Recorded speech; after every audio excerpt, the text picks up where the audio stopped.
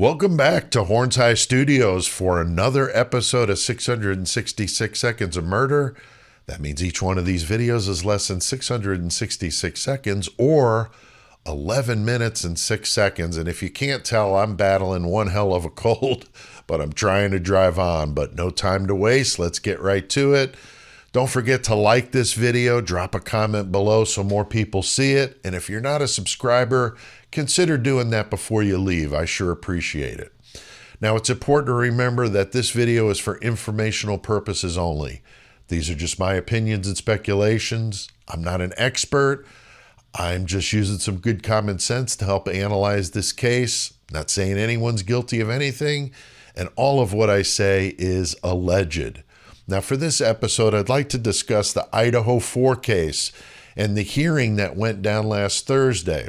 I did a quick reaction video to that hearing, but after digesting that information for a few days, I have a few ideas that I want to zero in on, and the biggest issue being the lack of evidence that the state actually has in this case against Bryan Kohberger. Now, I know there are guilters out there who watch my content. I get it. They feel just as passionate about their views as the rest of us do. Some of you out there think Bryan is 100% not guilty. Some of you are completely undecided. But we all feel very passionate about our beliefs. So just like people get pretty heated when they're watching a sporting event, or when the forbidden subjects of religion or politics comes up at the dinner table, it's the same type of thing. People, get really amped up about that kind of stuff. So, as I've said many times, let's just be civil about it. It's okay to not disagree, because remember, if the world all agreed with each other, it would be an incredibly boring place to be. So I think the lively debate is good, but just remember that. Now, we've been told since Bryan Kohberger was arrested that the probable cause affidavit, or the PCA, is the holy grail. Bill Thompson himself held a press conference, and he told the world, the media, to read it, to use it to spread the information to their readers, to their audience, okay? And of course, that was thrown back in his face in one of the most amazing ways I've ever seen during that hearing about the survey that the defense had done in Latah County. The defense expert on the stand, Dr. Edelman, used that clip in his PowerPoint presentation to explain why the survey was done. It was a very powerful tool, and that's what I think caused Bill Thompson to completely melt down for the whole world to see. He really lost it. Almost as much as someone told in front of a party of all their friends that their testicles had shriveled up from taking steroids. Almost as much. So back to the PCA. What evidence did the PCA refer to in order to get a judge to sign off on an arrest warrant? Well, one of the things they mentioned was the stuff about suspect vehicle number 1 and the whole white Elantra thing, right? One would assume, like we all did, that this was some solid video that they had to show it was Bryan Kohberger's car, like a clear license plate or him behind the wheel. Video has come a long way, and the quality of it is gotten much, much better. So we all figured that that's what they had.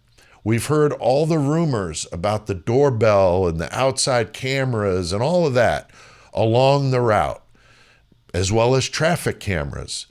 And the confidence that Bill Thompson exuded would make you think that they had Bryan Kohberger leaving his apartment with a knife in his hand, driving to the house, leaving the scene, and then eventually ending up back in Pullman, clad in black.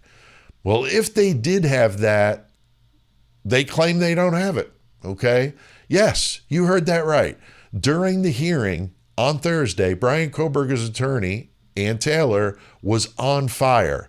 She mentioned that the repeated requests for discovery were going unanswered, meaning she is asked to see the evidence that they have against her client. She did this many, many months ago, still nothing. And in the hearing, the prosecution said that they were still waiting for it. So we know that they were talking about the FBI. So who actually did this investigation? Okay? Why would the FBI have that sort of video evidence, but not the prosecution? It doesn't make any sense.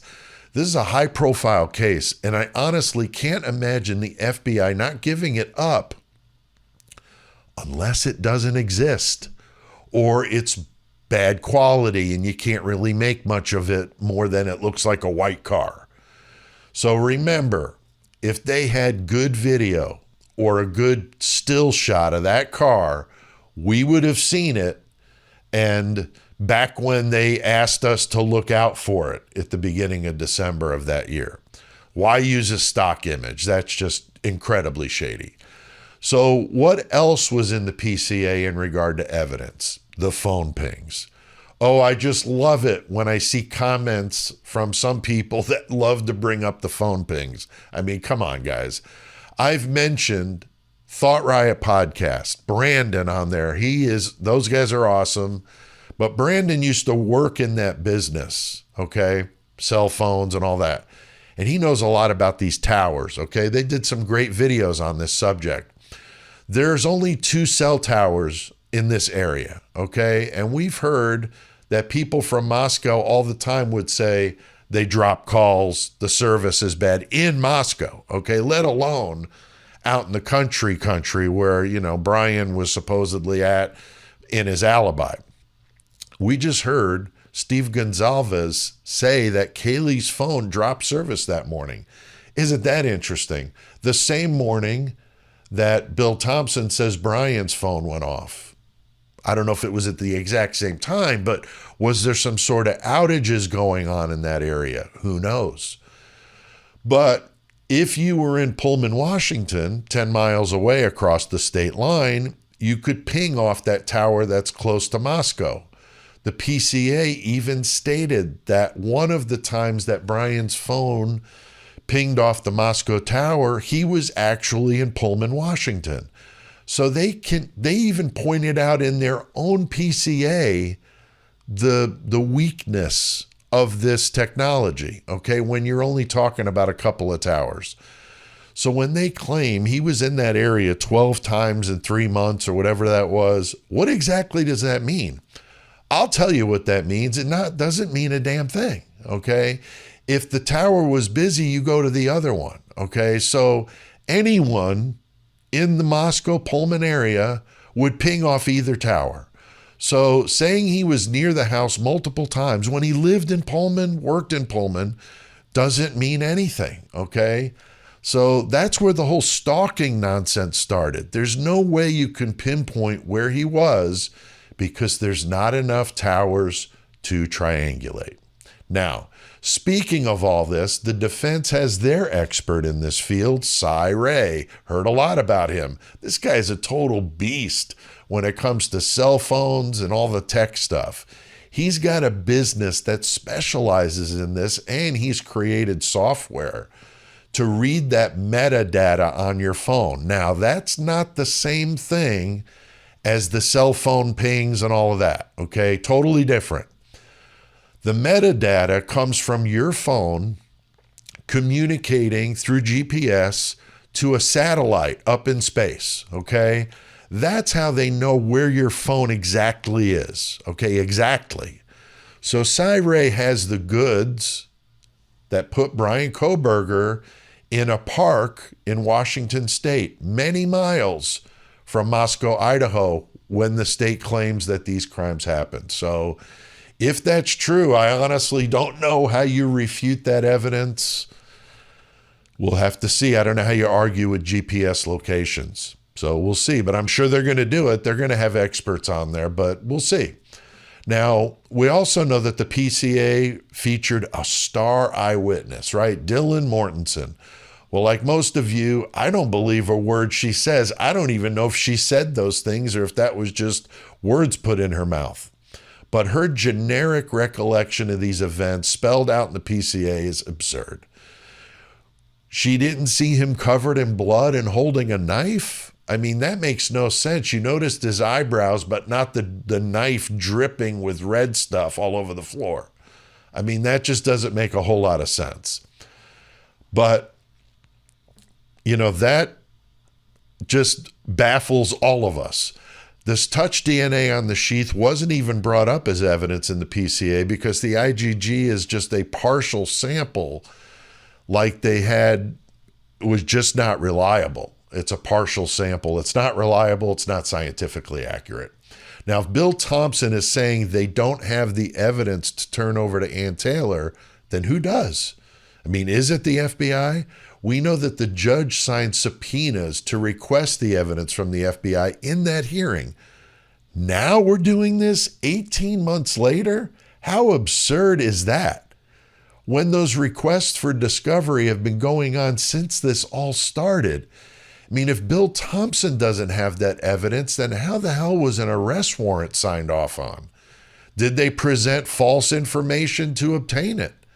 The similarities between this case and Delphi are uncanny because that is something that went on, we believe, in that case. But if that's true in this one, how is the defendant still sitting in a jail cell in the basement of the Latah County Jail?